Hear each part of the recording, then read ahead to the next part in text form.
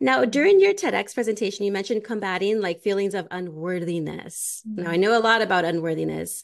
What strategies or tools have you actually found, I would say, like most effective in helping yourself and others overcome these like limiting beliefs? Yes, I share two in the TEDx. The other ones that were really, really big for me, I'm highly kinesthetic, so the feelings, touch is big for me. And so one of the things that I did, which may or may not work for everyone, let's just keep this in mind, right? All of my strategies might not work for other people, but maybe they do. Uh, Temporary tattoos. I don't know if you're brave enough to have a tattoo. I'm not yet, but I put a temporary tattoo on right in a very visible area near my palm, not on the palm, but near my palm that said, I am enough. And I got multiple copies of this. So as it started to wear off, I would put it on again. And this was a reminder to me and to repeat the words, to feel into the words, to uh, look for examples in my day of proof to prove to myself that yes, I am enough, right?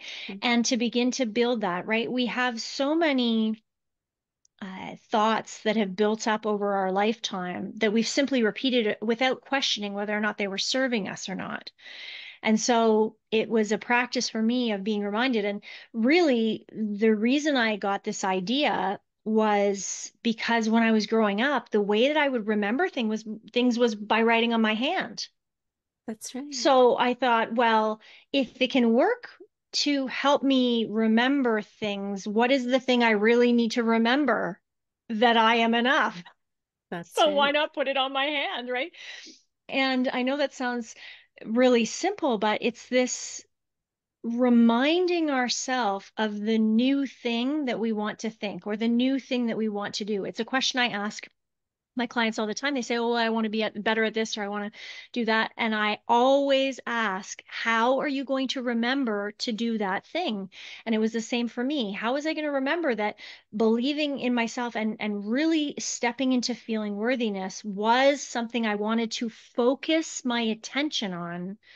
Putting it right where I couldn't miss it was helping me to focus my attention. The other one that I really like, and again, simple tool is if you own a whiteboard marker and you own a mirror, like your bathroom, I wrote, I am enough on my bathroom mirror. And of course, people, when we talk with clients about this, they're like, oh gosh, but what will my kids think? I'm supposed to be strong. I'm supposed to be, I should be someone who doesn't need to say these things to myself. I'm like, okay, but what if we flip that on its head and say, what if you want to be the role model of being a real human who is still on their growth journey? Just because I say this to my kids all the time, just because I look a little bit older than you and I am a bit older than you and I've been around here a little bit longer doesn't mean I'm done growing. It doesn't mean that I know everything. It means that I'm still on this journey. I'm a few steps ahead, but I'm still learning too. And so writing on the mirror was also me saying, there may be times in your life, children, where you are feeling something, and it's okay to be honest about it, and it's okay to be open and vulnerable about it. And quite honestly, if we can remind ourselves ongoing through the rest of our life of these positive messages, awesome. This is a powerful, good thing for us to be putting out there when there's so many reminders of negative energy around us, the comparison energy, and so on. So when you look in the mirror and you see the statement, "I am enough," and you look in your eyes and you say, "I am enough," and maybe you're getting in, yeah, out of the shower and you're like, "Okay, you know what? My body looks a little different than when I was 20 something. I'm enough. I'm enough."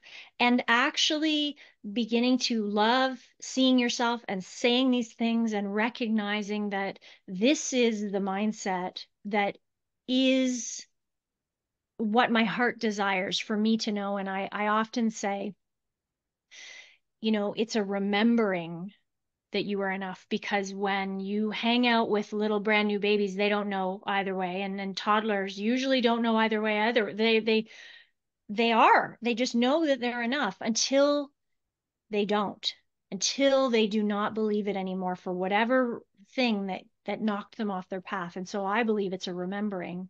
And I was simply using some of these strategies to help me remember that as well.